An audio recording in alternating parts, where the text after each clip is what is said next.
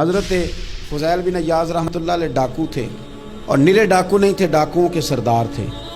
تو ارشاد فرماتے ہیں کہ میرا طریقہ یہ تھا کہ میں ایک پورے قافلے کی صورت میں حملہ کرتا تھا تو لوگ ڈرا کرتے تھے اگر کہ فضیل بن عیاض کے ڈاکوؤں نے حملہ کیا تو پھر نہیں بچتے۔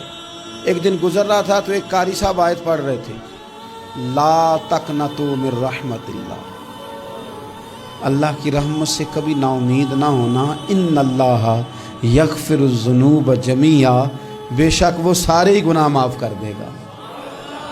آپ فرماتے ہیں میرے دل میں بات اثر کر گئی، ماننا ہے نا۔ اس نے نہیں ماننا، اس نے 6666 آیتوں کا ترجمہ پڑھ کے بھی توجہ نہیں کرنی۔ آپ ارادہ کریں نا، آپ اپنی دل کی زمین کو زرخیز بنائیں۔ فرماتے ہیں میں فوراً وہ آیت سنی تو میں رویا، اور میں وہ حافظ صاحب کے پاس چلا گیا، ان سے اجازت لی، ان کے کمرے میں داخل ہوا۔ میں نے کہا آپ نے ابھی آیت پڑھی ہے کہ اللہ سارے گناہ معاف کر دے گا؟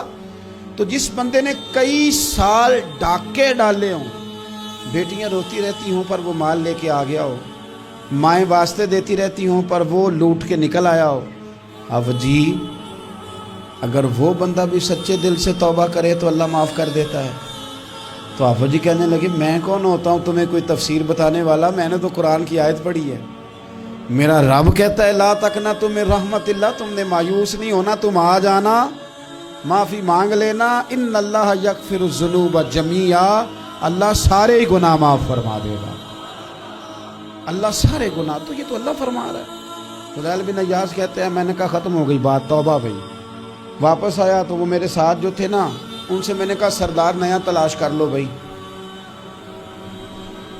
اب ارادے بدل گئے، پروگرام کچھ اور ہو گیا۔ اب تو لوگ ہمیں تانے دیں گے، اب تو لوگ باتیں کریں گے کہ اوتھے کی لین جانا ہے۔ فضیل بن عیاض کہنے لگے بس بھائی توبہ کرنی، اب تم کوئی اور سردار تلاش کر لو۔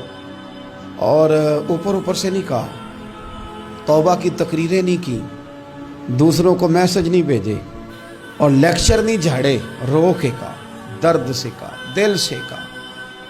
تو وہ جو باقی کے تھے نا، ان پر سردار کی بات کا اثر ہوا۔ کہنے لگے سردار ہم نے سردار نیا نہیں ڈھونڈنا، اگر چوریاں مل کے کی ہیں تو اب تو اس طرح تو نہ کر، توبہ بھی مل کے ہی کریں گے، اب اللہ بھی مل کے ہی کریں گے، اب بس تو اگر ادھر جائے گا تو ہم بھی تو جائیں گے نا۔ اللہ اکبر۔ فضیل بن عیاض کہتے ہیں ظاہر ہے مال لوٹا کرتے تھے، میں نے مسئلہ پوچھا علماء سے تو انہوں نے بتایا کہ یہ تو حقوق العباد کا مسئلہ ہے، جو لوٹا ہے وہ تو واپس کرنا ہی پڑے گا۔ اب میں نے وہ پیسے جمع کیے، اب سارے تو میرے پاس تھے نہیں، جتنے میں دے سکتا تھا دیے، جو کھا چکا تھا وہ رہ گئے۔ ایک یہودی کے پیسے رہ گئے، اس کے گھر چلا گیا، میں نے جا کے اسے کہا میاں میں نے کر لیا توبہ، اور میں وہ فضیل بن عیاض ڈاکو ہوں جس کے تیرے گھر سے اتنا مال لوٹا تھا، میرے پاس پیسے کوئی نہیں، وہ پیسے لگ گئے، اب تو اس طرح کر مجھے معاف کر دے۔ وہ کہنے لگا نا جناب، یہ بھی کبھی کبھی ہوتا ہے، لوگ نا شرافت کو بزدلی سمجھ لیتے ہیں۔ فضیل بن عیاض سے کہنے لگا میں تو پیسے لوں گا، ایسے تو نہیں معاف کرتا۔ آپ فرمانے لگے پیسے تو کوئی نہیں، یہ سچی توبہ ہے۔ وہ کہنے لگا پھر اس طرح کرو، میری اونٹوں کو چارہ ڈالو، پیسے پورے ہوئے تو چلے جانا۔ کل ڈاکو تھے، ابھی وہ تلوار چلانی آتی ہے، نیزہ چلانا آتا ہے، ڈٹنا آتا ہے، اعصاب مضبوط ہیں، مسئلہ کوئی نہیں، لیکن توبہ سچی کی ہے نا، یہ سچی توبہ والے لوگوں کا طریقہ ہے۔ اس سے کہہ سکتے تھے کہ جا جتھو لب دینی لے لے، تجھے کہا معاف کر دے، تو تیار ہی نہیں ماننے کو۔ حضرت فضیل بن عیاض کہنے لگے اگر اونٹوں کو چارہ ڈالنے سے تو معافی دیتا ہے نا، تو میں تیرے اونٹوں کو چارہ ڈالنے کو بھی تیار ہوں۔ کیوں کہ راضی اللہ کو کرنا ہے، اپنے ضمیر سے بوجھ اتارنا ہے، بندوں کے سامنے سرخرو نہیں ہونا، اللہ کے حضور ہونا ہے۔ توبہ کا مطلب ہے رب کی بارگاہ میں سرخرو ہونا، بندوں کے سامنے نہیں۔ حضرت فضیل بن عیاض صاحب کہنے لگے ڈالیں گے تیرے اونٹوں کو چارہ، کیوں نہیں ڈالنا۔ 2-4 دن چارہ ڈالا تو وہ یہودی ایک دن کہنے لگا کہ یہ نا ٹھیکریوں سے بڑی ہوئی تھیلی ہے، یہ تو ذرا اٹھا کے لا۔ حضرت فضیل بن عیاض نے اٹھا کے اسے دی، جب اس نے کھولی تو اشرفیوں کی بھری ہوئی تھی۔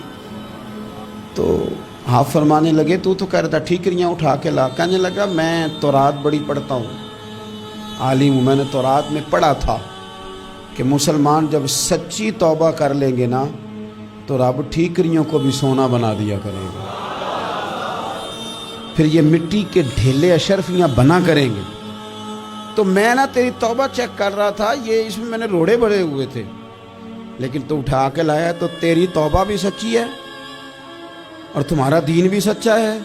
اب اس طرح کر, معافی اس شرط پہ دوں گا کہ مجھے کلمہ پڑھا تاکہ میں بھی مسلمان ہوں.